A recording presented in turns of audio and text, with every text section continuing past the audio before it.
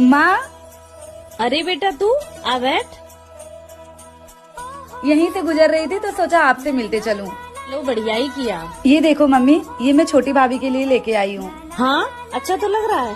और ये देखो, ये मैं अपनी बड़ी भाभी के लिए लेके आई हूँ। ये तो थोड़ा ज्यादा अच्छा और महंगा भी लग रहा है। हाँ मम्मी, और ये देखो, मैं भाभी के लिए चैन लेकर आई हूँ सोने की। अरे वाह, अपनी छोटी भाभी के लिए क्या लेके आई? नहीं मम्मी, छोटी भाभी के लिए कुछ नहीं लेके आई हूँ। पिछली बार पता है भाभी ने मुझे कितने गंदे कपड़े दिए थे और शगुन के नाम पे 200 रुपया पकड़ा दिए थे। बड़ी भाभी कितनी अच्छी हैं, उन्होंने मुझे एक सूट और एक साड़ी दिलाए थे और झुमके भी दिलाए थे और जाते समय 2000 रुपया दिया था पूरा। बेटा तुझे उसका एक सूट और 200 रुपए दिखाई दिए, ये नहीं दिखाई दिया तेरे छोटे भाई की जॉब चली गई।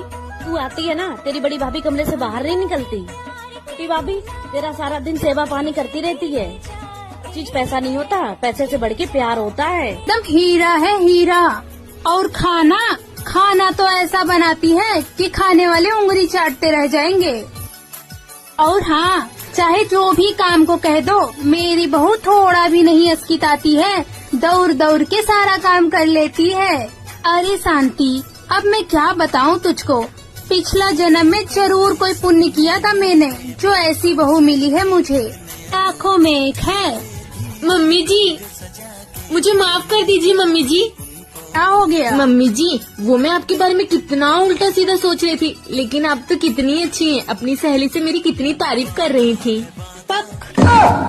मैं कोई तेरी तारीफ नहीं कर रही थी, मैं तो बस उसको जला रही थी। उसकी भी बहुरिया बहुत अच्छी नहीं मिली है, इसलिए मैं बड़ी बड़ी फेंक के उसके छाती पे दाल डर रही थी।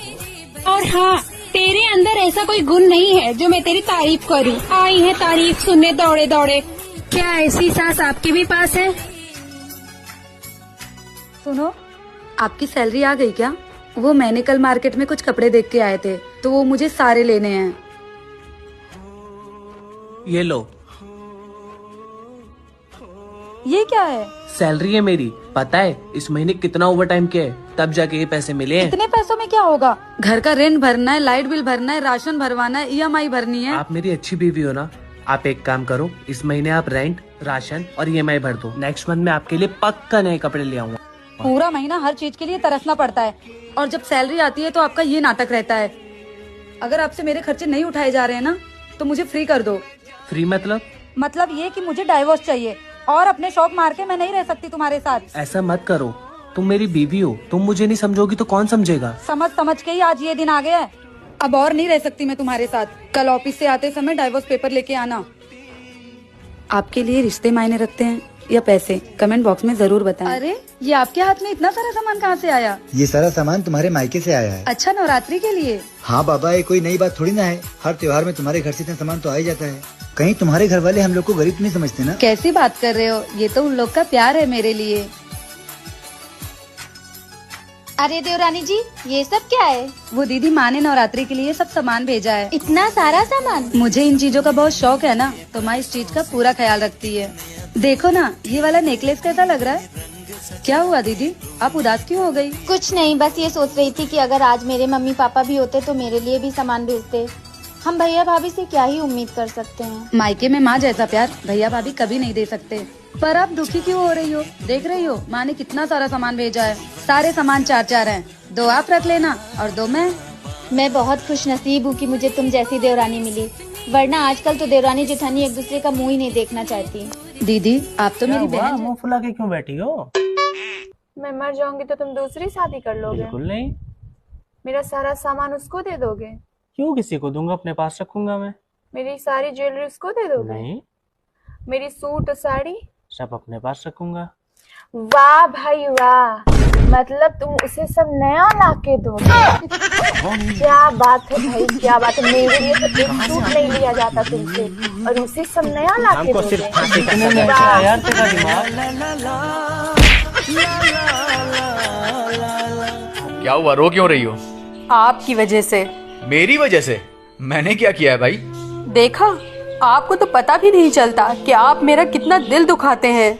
आपको पता है, खुशकिस्मत है वो इंसान जिसके लिए कोई रोए, मगर बदकिस्मत है वो इंसान जिसकी वजह से कोई रोए।